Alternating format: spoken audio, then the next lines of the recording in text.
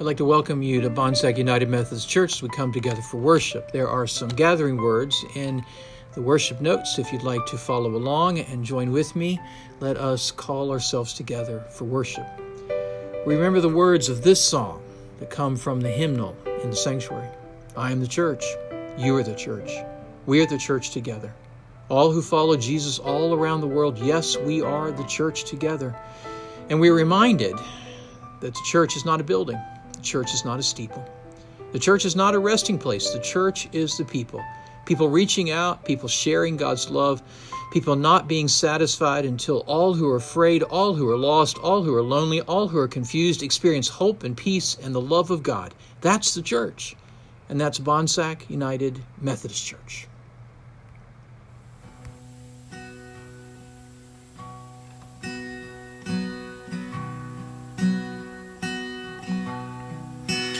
I hear the Savior say, thy strength indeed is small. Child of weakness, watch and pray. Find in me thine all in all. Jesus made it all to him I owe. Sin had left a crimson stain, he washed it white as snow.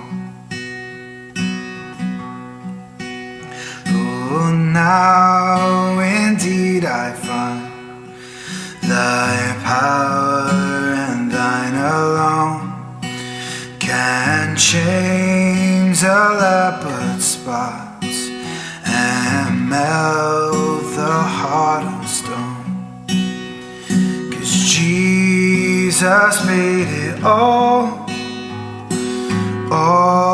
to him I owe. Sin I left a crimson stain, he washed it white as snow.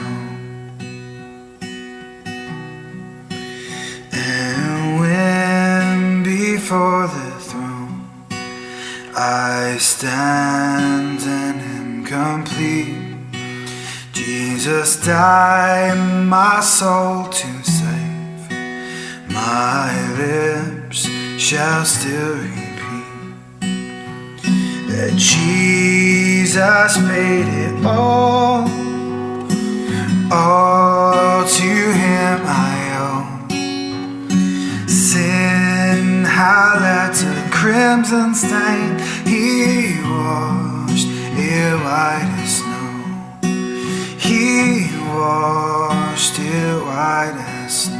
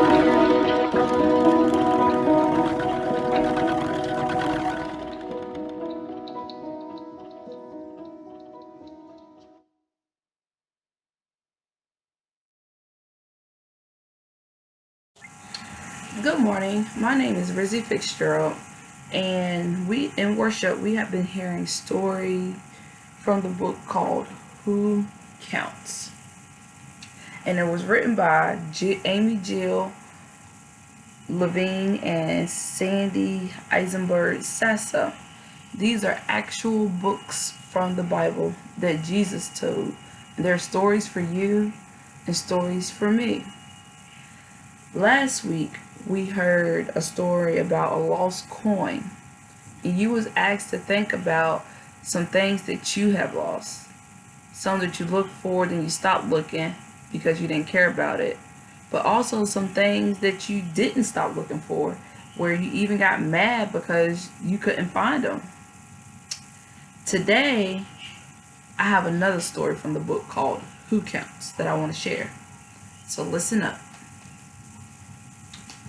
Who counts? 2 sons. A father had 2 sons. Easier to count than 10, much easier to count than 100. One day the younger son wanted half of his father's money. It would be his eventually, but he could not wait. He was restless and he wanted to travel. So his father divided his wealth in half and gave half to the younger son and half to the older son.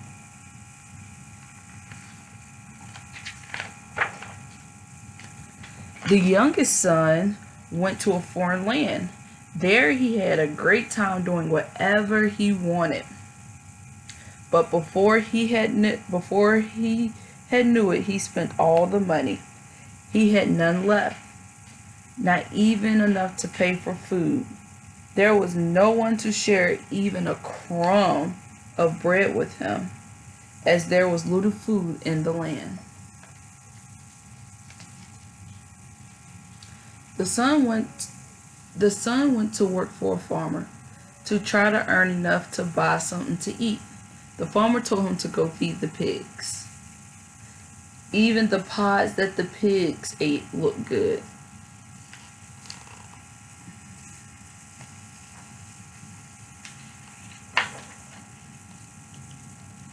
Finally, the son was so hungry and tired, he decided to return to his father. But he wasn't sure what to say. He could tell his father that he had spent all the money. His good pants were torn. His shirt was stained. His fancy shoes had holes in them. He thought, I will tell my father I made a big mistake. I will say that I am sorry. I will offer to work hard to earn money.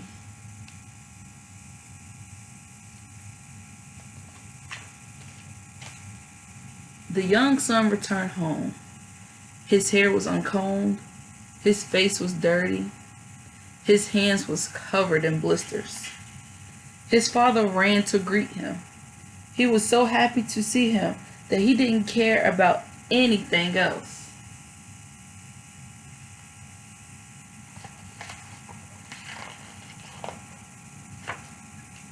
Instead of making his son earn money for clothes and food, he gave him a new coat, new shoes, and even a new ring. He then invited everyone to his home to celebrate.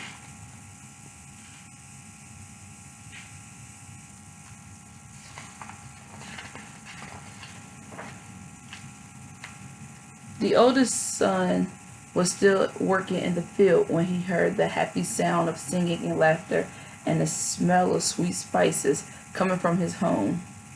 He wondered what was happening. He stopped one of the neighbors who was headed to his house and asked, "What is going on?" The neighbor was surprised by the question. "You don't know that your father is making a big party for your brother to mark his return?" The older brother did not know.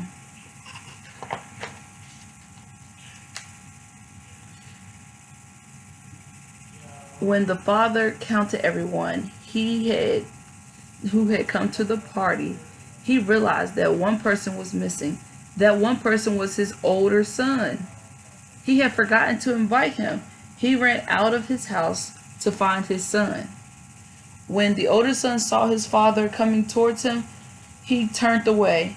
He was sad and angry that no one had come to find him.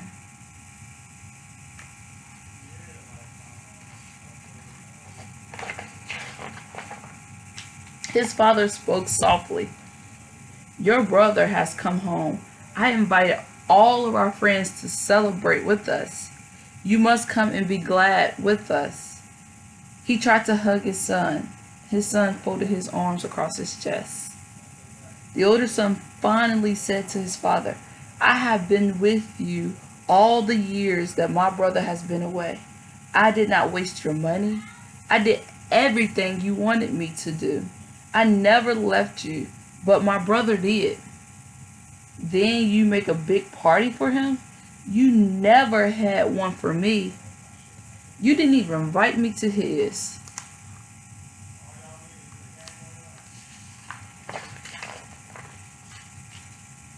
The father thought, "I have 2 sons. I pay more attention to my youngest son and I disconnected my older son. I didn't realize that he felt lost." The father took his son's hands into his own. "Please come and join the party. I love you. All I have is yours. Come and be with me and your brother. I have 2 sons." He counted 1, and he pointed to the house where the younger son was celebrating. He counted 2, and he put his arms around his older son. "Without you," he said, "something is missing. With you, our family is complete." So, we've been talking for a couple of weeks about what we lost. Some are no big deal. We quit looking for them. Others, very important. It could be something that someone gave to us that made it important. And we keep looking until we find it. We even get upset until we find it. Some things are more important than others. That's just how it is. But what about people? Maybe your friends. We can lose friends not by not knowing where they are, but by ignoring them, saying hurtful things to them, and if they don't want to play with us anymore. This story today was talking about how a person was lost and how they were found. But the 2 were treated differently by someone who should have loved them both, loved them the same. Jesus is telling us the story that with people, friends, neighbors, kids from school, we need to be very careful not to lose them.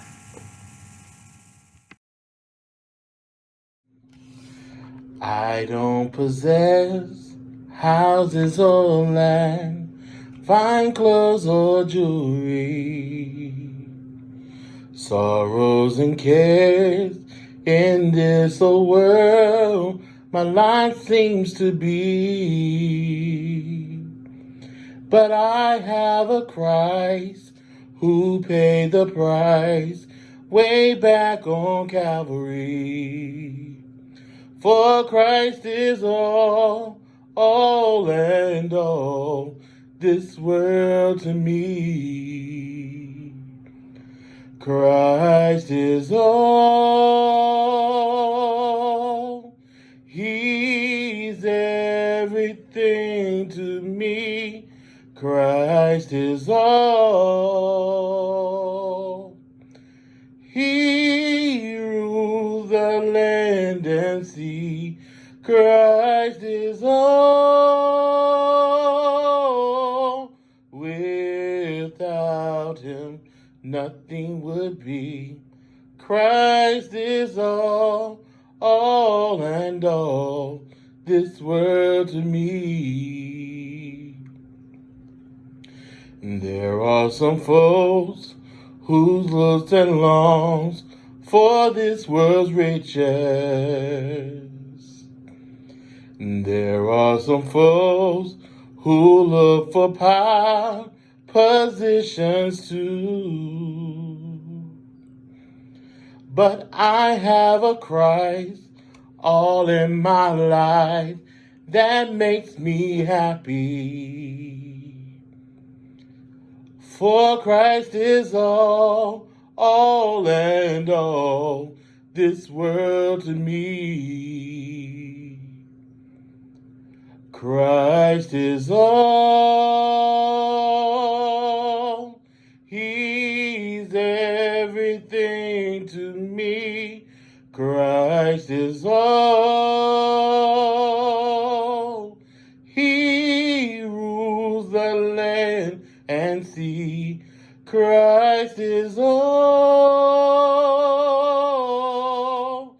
without Him nothing could be. Christ is all and all, this world to me.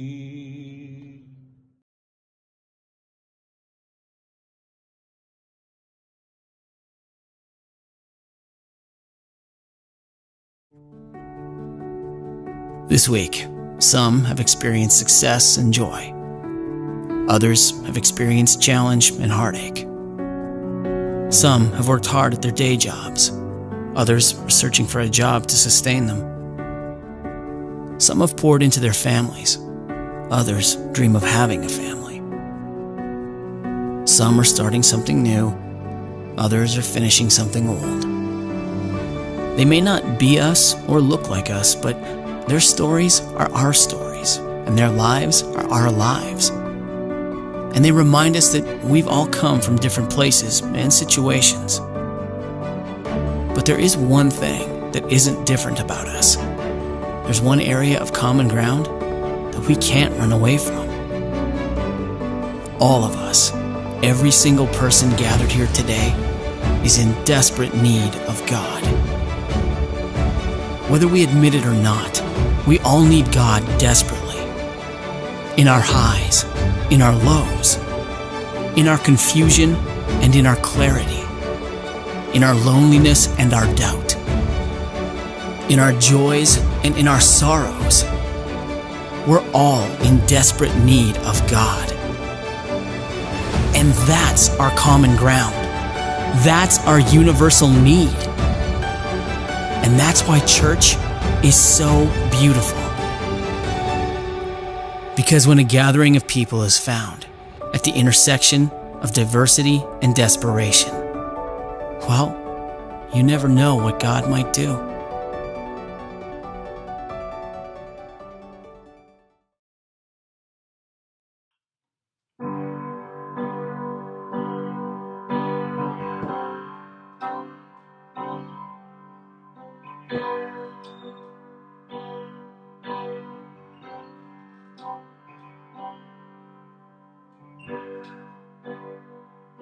This is the air.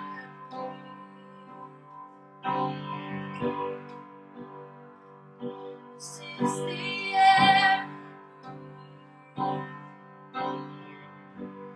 Your holy presence living in me.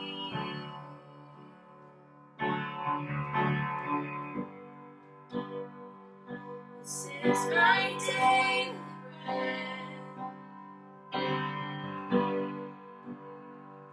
This is my daily bread. Your very word spoken to me. And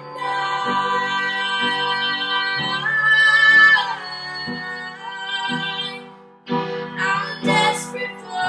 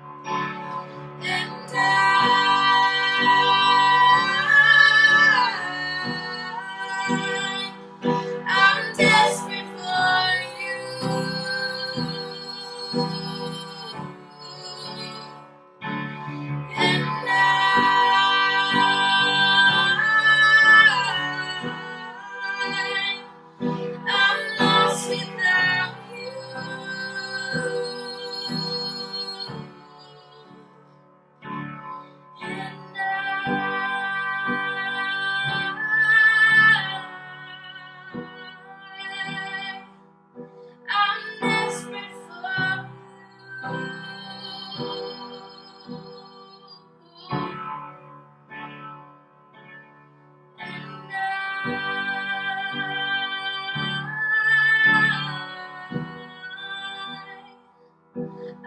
lost without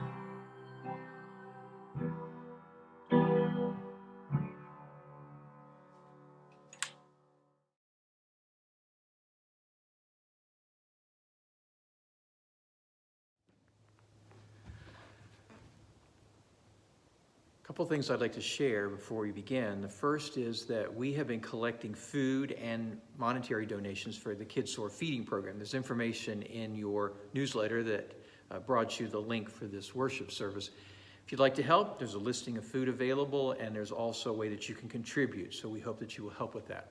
Also, Bonsack is having a takeout spaghetti dinner coming up in July, and there's ways that you can help with that. It's for our church and our community to reach out to people who are wanting to have some good food and also to make a connection with the essential workers. So we hope that you will look at the information in the website and also on the newsletter that came out, and it will tell you what is needed and how you can help. So we hope you'll help us with that. I invite you to join with me for a moment of prayer. God, we just thank you for your love that never ends, for your grace that is overwhelming, and your mercy that holds us tight. Be with us in these few moments. Speak to us a word that we need to hear, a word that will challenge us, a word that will inspire us, a word that will change us into the people you want us to be. In Christ's name we pray. Amen. I shared last week that a lot of you have been sending to me and to others in the church things to bring a smile, videos to make us laugh. And you've also been sending some other things. And somebody sent to me the other day this connection, this link about the Huffington Post has been putting on their website every week the funniest tweets from parents. And a lot of these tweets have to do with something that is getting lost. Here's just a few that I found the most funny. There was a mom. She said, I wanted 5 minutes to drink my coffee, so I sent my kid in the other room to look for a toy that's in my pocket. Follow me for more parenting advice, she says. Or there's a dad. My 4-year-old just looked up from her breakfast. Said, Daddy, I ordered fruit too. So there's at least one dine-in restaurant still in operation during this lockout, he says.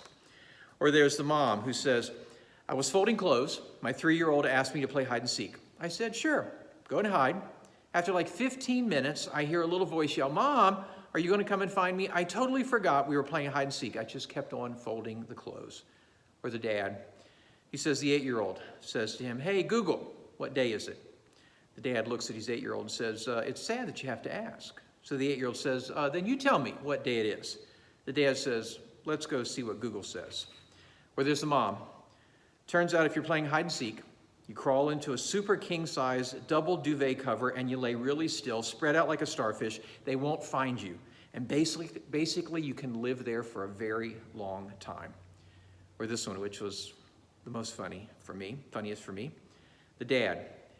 Good news, my son cleaned his room. The dad. Bad news. He found his harmonica. Now I've been laughing at these for days as I've been thinking about them and thinking about things that get lost and parents and interaction with kids, and it's just some truth here.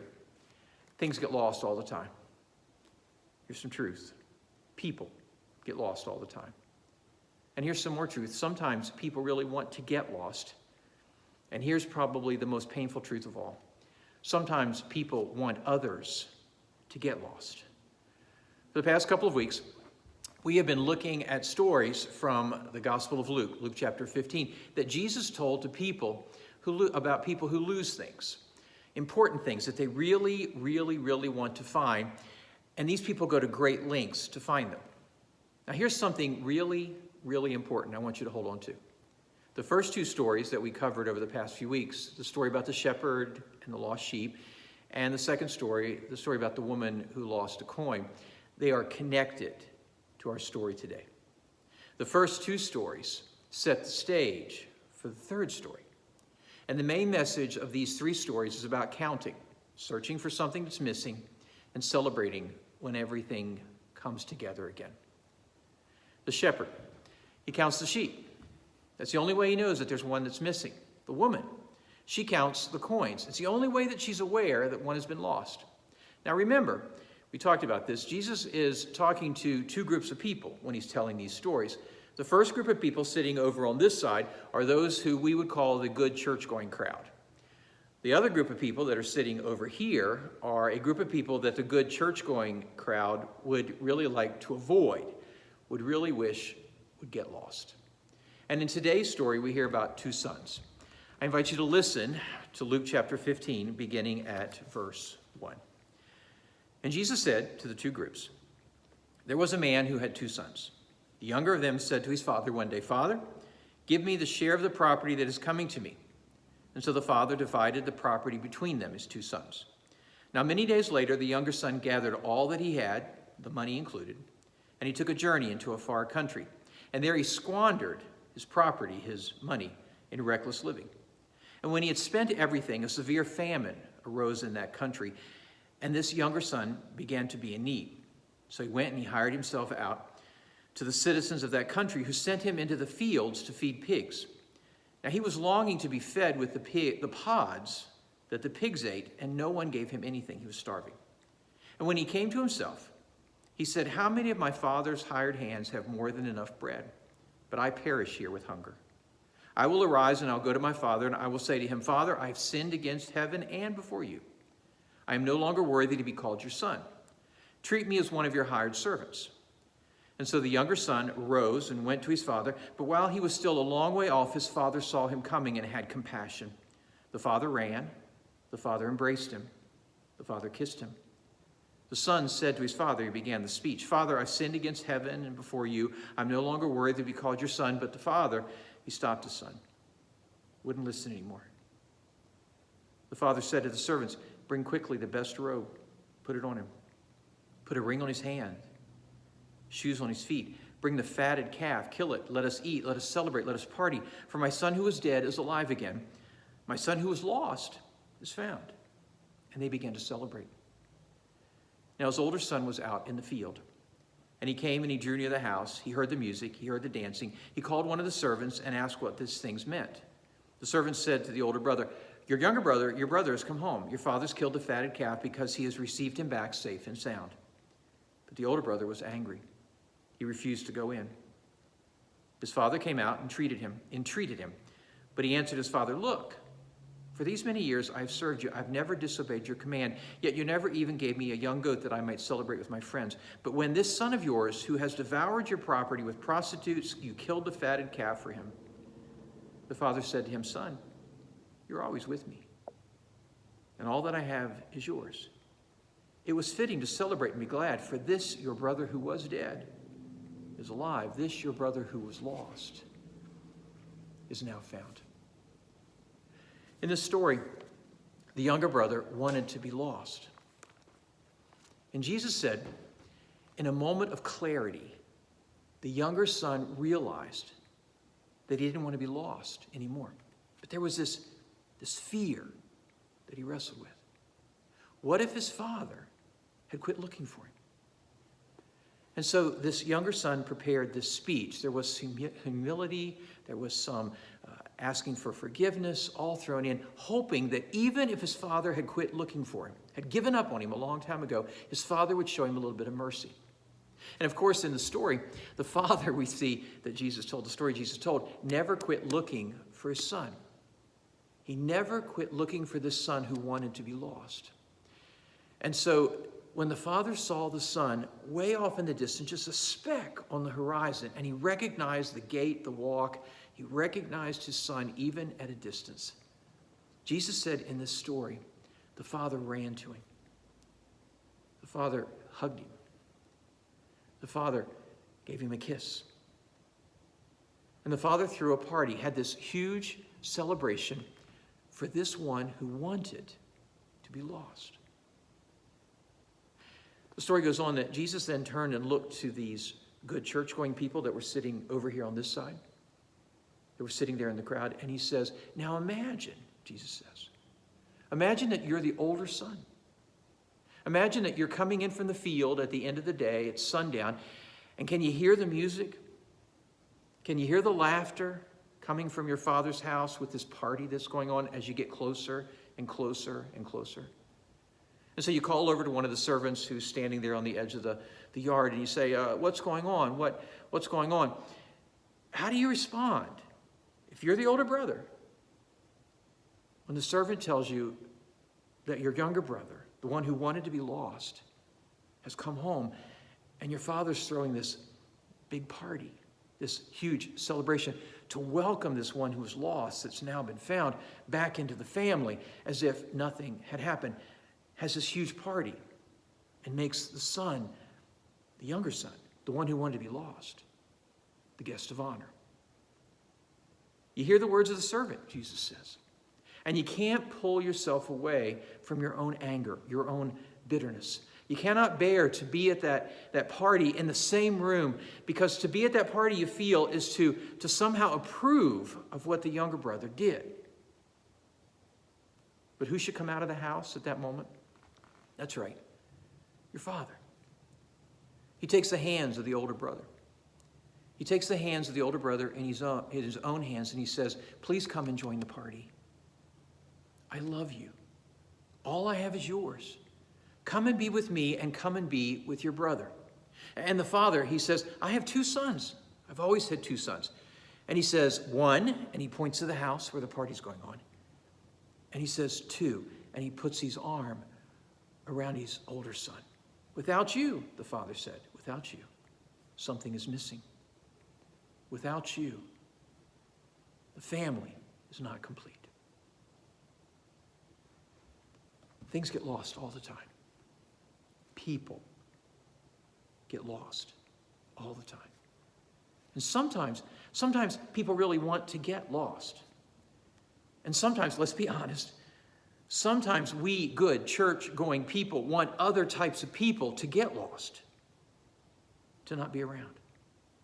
For the past couple of weeks, we have been looking at stories that Jesus told about people who lose things, important things, things that really, really they want to find. And they go to great lengths to find them. The shepherd counts the sheep. It's the only way that he knows that one's missing.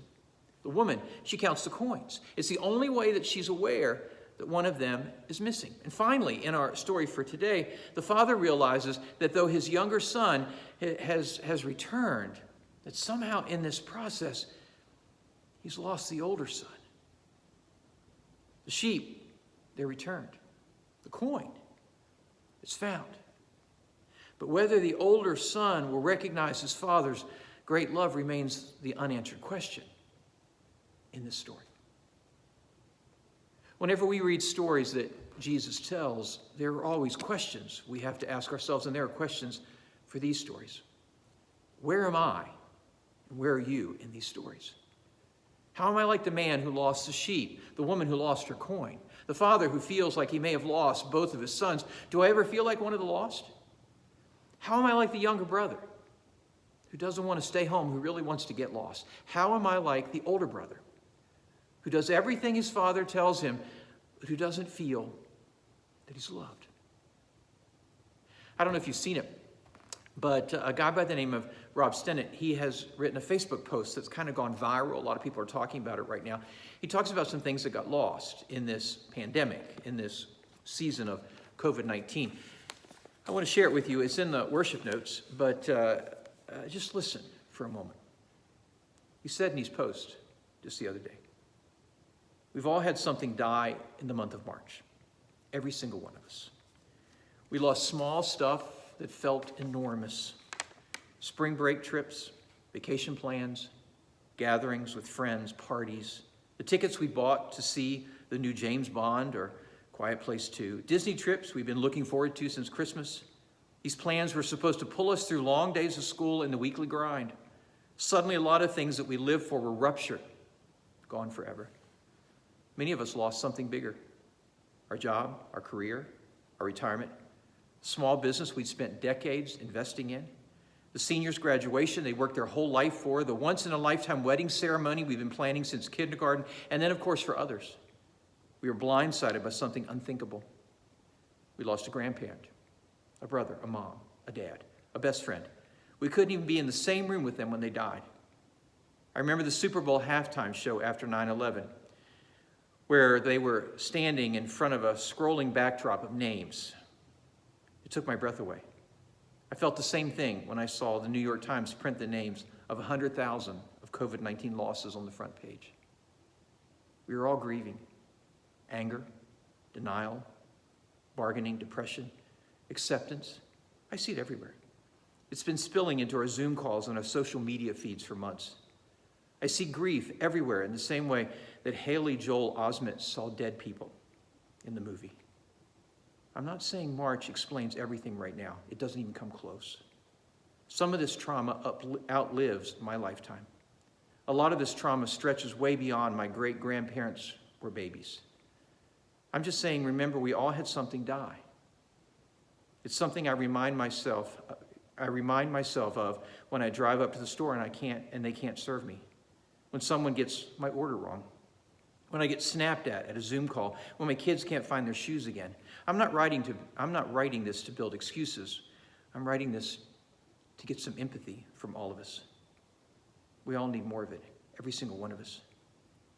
When Jesus says, if someone asks you to walk 1 mile, you should walk 2, I think it's more than serving that person.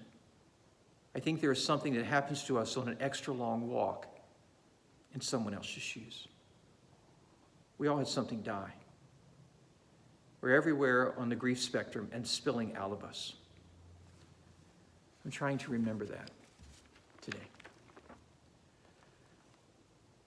When something is lost, there is a response that is needed. And it often involves love for that which has been lost. It also involves empathy for the one who's lost. And that's not easy, often, for us good church-going people. The stories that Jesus told in Luke chapter 15, they prompt a lot of questions. Have I lost something? Have I lost someone and not paid enough attention to them? Is there somebody that I take for granted? What or whom have I forgotten to count and they've just disappeared? I suspect that if we take these questions seriously and if we act on them, we're better able to love our neighbors as we love ourselves. And we here at Bonsack United Methodist Church, how do we specifically, in this place, at this time of social distancing, of COVID-19, of not being near each other like we used to be, how are we here at Bonsack United Methodist Church answering these questions? And if we do answer them, can they help us when we realize that we've lost people? They've just slipped through our fingers. Maybe they wanted to be lost. Maybe situations in life force them into some kind of lostness.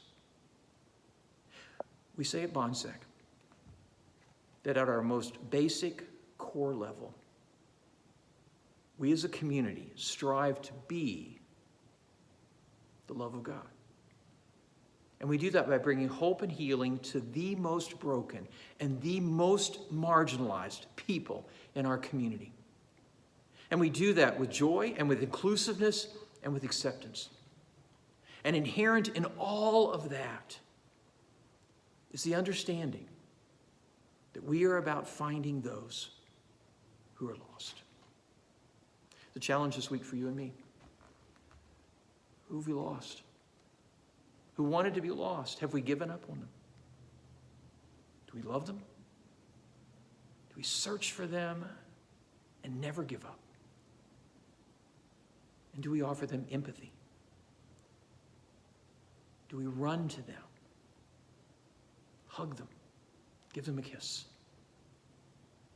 welcome them to the family? May it be so for you, and may it be so for me.